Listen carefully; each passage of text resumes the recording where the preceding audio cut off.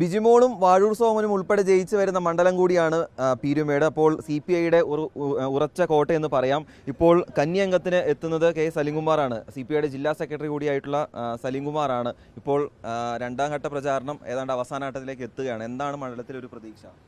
തെരഞ്ഞെടുപ്പിൻ്റെ രണ്ടാം ഘട്ട പ്രവർത്തനം എന്ന നിലയിൽ നമ്മൾ പര്യടന പരിപാടി ആരംഭിച്ചു. വലിയ ആവേശത്തോടു കൂടിയാണ് വോട്ടർമാർ പര്യടന പരിപാടിയുടെ ഭാഗമായി മാറുന്നതും സ്ഥാനാർത്ഥി എന്ന നിലയിൽ എന്നെ സ്വീകരിക്കുന്നതും. വലിയ വിജയപ്രതീക്ഷയാണ്, വലിയ ഭൂരിപക്ഷം ഈ മണ്ഡലത്തിൽ ഇടതുപക്ഷ ജനാധിപത്യ മുന്നണിക്ക് കൈവരിക്കാൻ കഴിയും. അന്തരീക്ഷ താപനില നല്ല ചൂടാണ്. അതിൻ്റെ മുകളിലാണോ ഈ തെരഞ്ഞെടുപ്പ് ചൂട്? തെരഞ്ഞെടുപ്പ് ചൂട് നല്ല ചൂടിലാണ്. പക്ഷേ അന്തരീക്ഷ താപനിലയുമായി ഒരു ബന്ധവും പെടുത്തേണ്ട കാര്യമില്ല.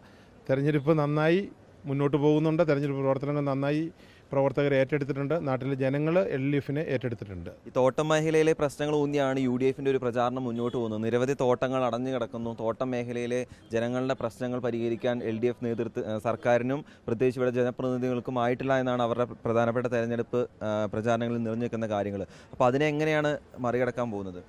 തോട്ടം മേഖലയിലെ പ്രതിസന്ധി ഉണ്ടാകുന്ന കാലത്ത് കേരളത്തിലെ ഭരണം UDFൻ്റേതായിരുന്നു.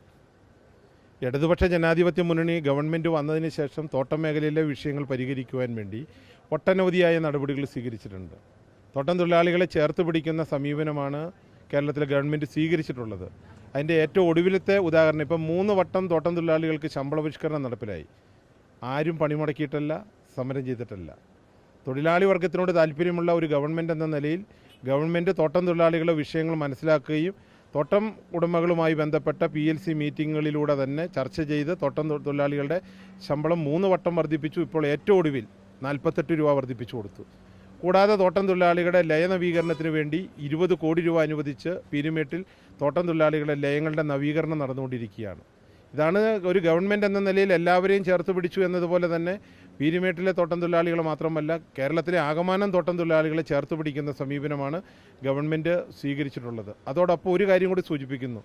60 വയസ്സ് കഴിയുമ്പോൾ തോട്ടം തൊഴിലാളികളെ സംബന്ധിച്ച് അന്തി ഉറങ്ങുവാൻ വേണ്ടിയിട്ടുള്ള ഒരിടമില്ല എന്ന കാഴ്ചപ്പാടിൻ്റെ അടിസ്ഥാനത്തിൽ കേരളത്തിലെ ഗവൺമെൻറ് തോട്ടം തൊഴിലാളികൾക്ക് 60 വയസ്സ് കഴിയുമ്പോൾ ഭൂമിയും വീടും കൊടുക്കുന്നതിനുള്ള ചില ക്രമങ്ങൾ ആവശ്യപ്പെട്ടതിൻ്റെ അടിസ്ഥാനത്തിലുള്ള നടപടികളും പരിശോധനകളും നടന്നു വരികയാണ്. മറ്റൊരു കാര്യം, ഈ തെരഞ്ഞെടുപ്പ് സമയങ്ങളിൽ ഉയർന്നു നിൽക്കുന്ന ഒരു ആരോപണം, തമിഴ്നാട്ടിലും കേരളത്തിലും വോട്ടുള്ള ആളുകളെ തമിഴ്നാട്ടിൽ നിന്നും എത്തിച്ചിവിടെ വോട്ട് ചെയ്യിക്കുന്നു എന്ന ആരോപണം പലപ്പോഴും UDF ഉന്നയിക്കാറുണ്ട്. നേരത്തെ തദ്ദേശ തെരഞ്ഞെടുപ്പ് സമയത്തും പീരുമേട്, ഉടുമ്പൻചോല, ദേവികുളം മണ്ഡലങ്ങളിൽ ഇങ്ങനൊരു ആരോപണം ഉയർന്നു കേട്ടിരുന്നു. ആ ആരോപണങ്ങളെ മറികടക്കാൻ എന്ത് ചെയ്യും? ആ ആരോപണം അടിസ്ഥാനരഹിതമായ ആരോപണമാണ്.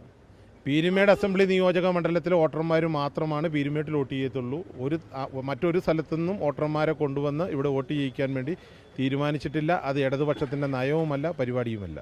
എന്താണെങ്കിലും കന്നി പോരാട്ടമാണ്. ആ കന്നി പോരാട്ടത്തിൽ തന്നെ പീരുമേട്ടിൽ നിന്നും ജയിച്ചു കയറാനുള്ള പ്രവർത്തനങ്ങളുമായി CPI മുന്നോട്ട് പോവുകയാണ്. LDF മുന്നണി ഒറ്റക്കെട്ടായി മുന്നോട്ട് പോവുകയാണ്. കഴിഞ്ഞ തവണകളിൽ LDFനെ പിന്തുണച്ചൊരു മണ്ഡലം കൂടിയാണ്. അപ്പോൾ ആ വിജയ തുടർച്ച ഇത്തവണയും ഉണ്ടാകുമെന്ന പ്രതീക്ഷയിൽ തന്നെയാണ് LDF ക്യാമ്പുള്ളത്. വീഡിയോ ജേർണലിസ്റ്റ് ജിതിമാങ്ങാനത്തിനൊപ്പം റിപ്പോർട്ടർ രാഹുൽ സുരേഷ്, റിപ്പോർട്ടർ ഇടുക്കി.